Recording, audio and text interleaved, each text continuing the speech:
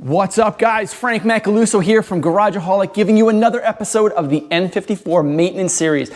In the previous episode, we just tried to remove and loosen the subframe, and we succeeded. So now we have a couple of follow-up videos in part 3, which basically includes removing and replacing the oil pan gasket.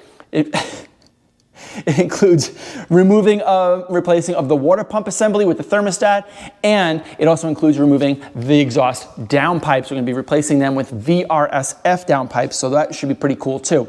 Guys, stick around for this video. Today we're talking about the oil pan gasket. Stick around. Now, as you saw in the previous video, we were able to basically loosen the subframe just enough to get things moving, and we're going to actually lower it probably a little bit more in order to access the oil pan. But what we need to do first is remove the steering pump, because the steering pump has a couple of, looks like they're E12s maybe, E10s, that connect the pump to the oil pan, and that needs to be removed because we are not going to be draining any of the hydraulic fluid in this system. So we want to just remove that and then set it aside so we can start removing the oil pan bolts and dropping the oil pan. What we're going to do is take that oil pan and we're going to be bring it down and back. So we might have to lower the subframe just a tiny bit more in order to access that, but that should be pretty easy. Actually, it's E12, not E10.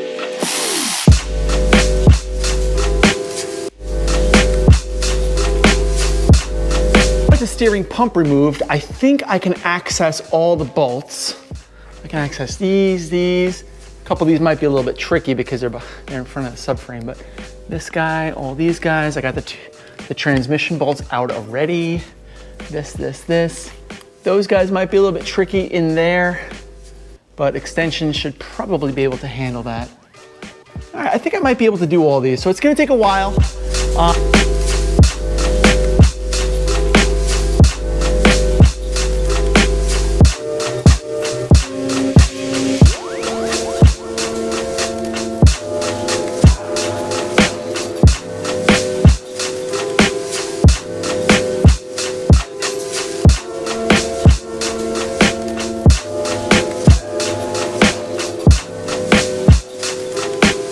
As you saw, it just took a little tap of the hammer to get this thing to break loose. Had to lower the subframe by removing all 6 of the subframe bolts.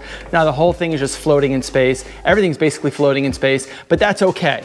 What's not floating in space is the old gasket, which, I don't even know if we can see where it actually was leaking from, but I don't even care because I am just gonna be replacing this whole thing where, let's take it off.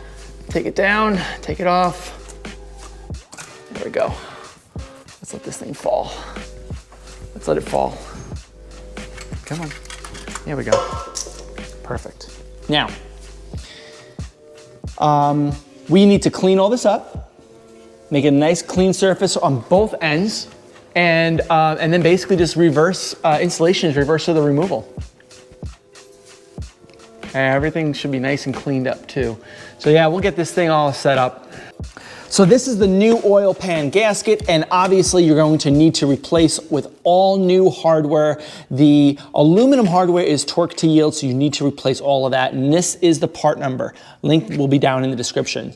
This is the part number of the rear wheel drive N54 oil pan gasket right there, and this gets a direct replacement. So what we need to do is clean both the pan and the block and get these things mated up and torqued back up.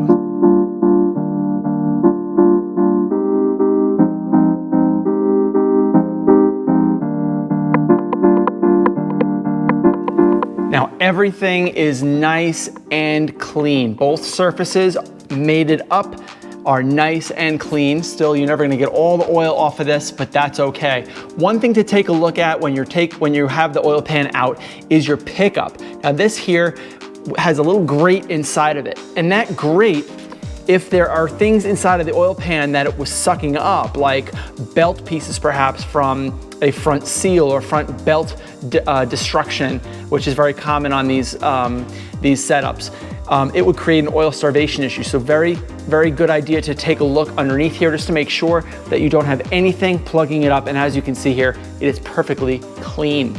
Now what we need to do is basically put the new oil pan gasket on, put the oil pan in, and get a couple of new bolts threaded on. Now, I don't want to be cheap and just keep on releasing videos that really aren't very valuable to the community, so I wanted to bunch this up, and I'll have links down in the description as to where you can check to see how to replace these types of things while things are in this kind of configuration. So I'm going to take a look at the motor mounts. I want to replace those. While the subframe is basically completely loosey-goosey, I want to remove those old motor mounts and I want to put the new ones in. It's just so much easier to do that now than to make a whole new video just to say, hey, this is how you unbolt it, this is how you bolt it back in. So I didn't want to do that. I don't think that's fair to you guys. So there's links down there in the description if you want to check to see.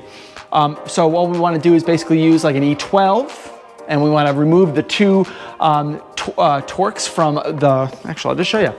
What we want to do is remove this Torx here and this Torx here.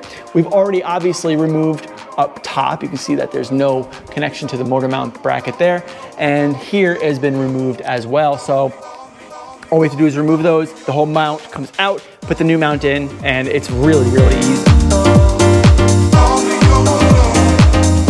So these are the two old motor mounts right here, and I removed them and placed them down here on the concrete in the exact configuration that they were in, so I know not to swap them or get them backwards. It's pretty easy and self-explanatory which one is which. When you compare them to the new ones, the holes are a good telltale sign. The holes on the actual metal plate are the same. So this is the same mount in the same configuration, same mount in the same configuration. This one has like an exhaust shield on it too, which is pretty easy to tell. These are fluid filled, so they're supposed to be really comfortable while still providing like good dampening and be very comfortable yet sporty.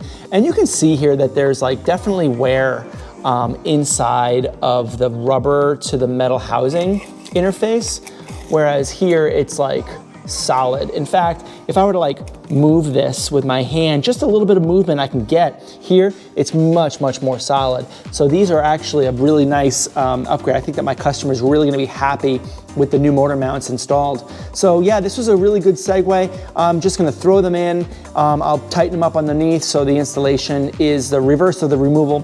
Here are the bolts, and these get torqued, I believe, to, I forgot what it was, but I'll put it down in the description there so you can see exactly what that torque value was.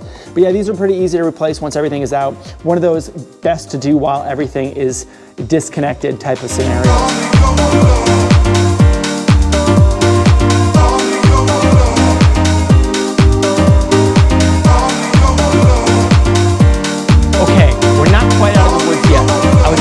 Easily access all the bolts.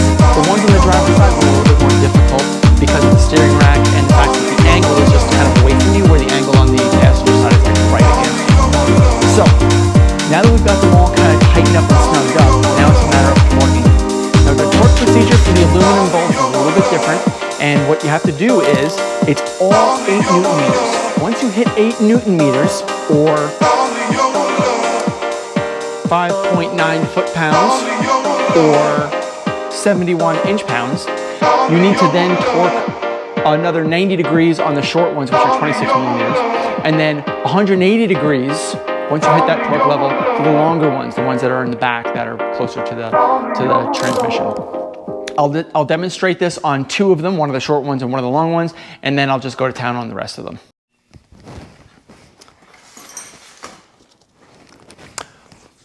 Okay, so we're looking at 8 Newton meters plus 90 degrees. What that means is that when you tighten these up, you hit 8 Newton meters of torque, which I just hit, and then you go 90 degrees, which means that this is gonna end up pointing like that when I'm done.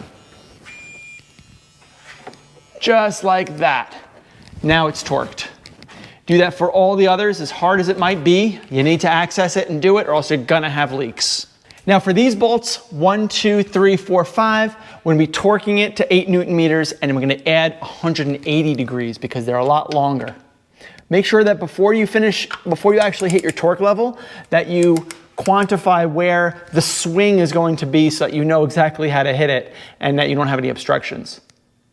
Okay, I got it, and done.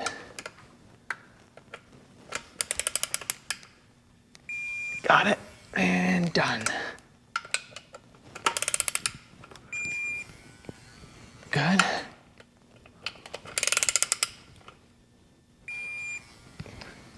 And done.